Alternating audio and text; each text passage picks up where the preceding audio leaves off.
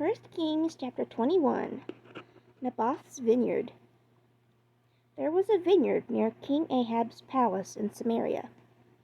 A man from Jezreel named Naboth owned it. One day Ahab said to Naboth, "Give me your vineyard that is near my palace. I want to make it a vegetable garden. I will give you a better vineyard in its place. Or, if you prefer, I will pay you for it." Naboth answered, "By the Lord, I will never give my land to you. This land belongs to my family." So Ahab went home angry and upset because Naboth told him, "I will not give you my family's land." Ahab went to bed, turned away from everyone, and refused to eat. His wife Jezebel went to him and asked him, "Why are you upset? Why do you refuse to eat?" Ahab answered, "I asked Naboth from Jezreel to give me his vineyard. I told him that I would pay him the full price, or if he preferred, I would give him another vineyard, but he refused to give it to me." Jezebel answered, "But you are the king over Israel. Get out of bed and eat something, and you will feel better. I will get Naboth's vineyard for you." Then Jezebel wrote some letters. She signed Ahab's name to them and used his seal to seal the letters. Then she sent them to the elders and important men who lived in the same town as Naboth. This is what the letter said: "Announce that there will be a day of fasting when the people will eat nothing. Then call all the people of the town together for a meeting. At the meeting we will talk about Naboth. Find some men who will tell lies about Naboth. They should say that they heard Naboth speak against the king and against God. Then take Naboth out of the city and kill him with stones."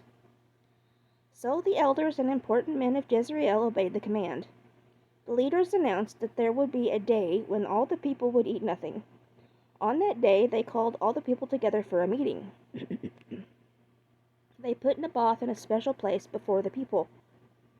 Then two men told the people that they heard Naboth speak against God and the king. So the people carried Naboth out of the city and killed him with stones. Then the leaders sent a message to Jezebel that said, "Naboth has been killed." When Jezebel heard this, she said to Ahab, "Naboth is dead. Now you can go and take the vineyard that you wanted." So Ahab went to the vineyard and took it for his own. Then the Lord spoke to Elijah, the prophet from Tishbe. "Go to King Ahab in Samaria. He will be at Naboth's vineyard. He is there to take the vineyard as his own. Tell Ahab that I, the Lord, say to him, 'Ahab, you killed the man Naboth, and now you are taking his land. So I, the Lord, tell you this: where the dogs licked up the blood of Naboth, they will lick up your blood as well.'" So Elijah went to Ahab. When Ahab saw him, he said, "Well, my enemy has found me again." Elijah answered, "Yes, I found you, because you have again sold yourself out to do what the Lord says is evil. So this is what he says to you: I will make something bad happen to you. I will kill you and every male in your family. I will destroy your family just as I destroyed the families of King Jeroboam, son of Nebat, and King Baasha. I will do this to you because you have made me angry, and you have caused the Israelites to sin. The Lord also says this about your wife Jezebel: the dogs will eat the body of Jezebel by the wall of the city of Jezreel. As for the family of Ahab, whoever dies in the city will be eaten by dogs, and whoever dies in the fields will be eaten by birds." So Ahab sold himself out to do what the Lord says is evil. There is no one who did as much evil as Ahab and his wife Jezebel, who caused him to do these things.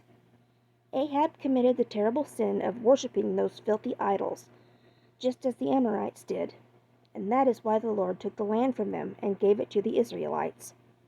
When Ahab heard what Elijah said, he tore his clothes to show how sad he was.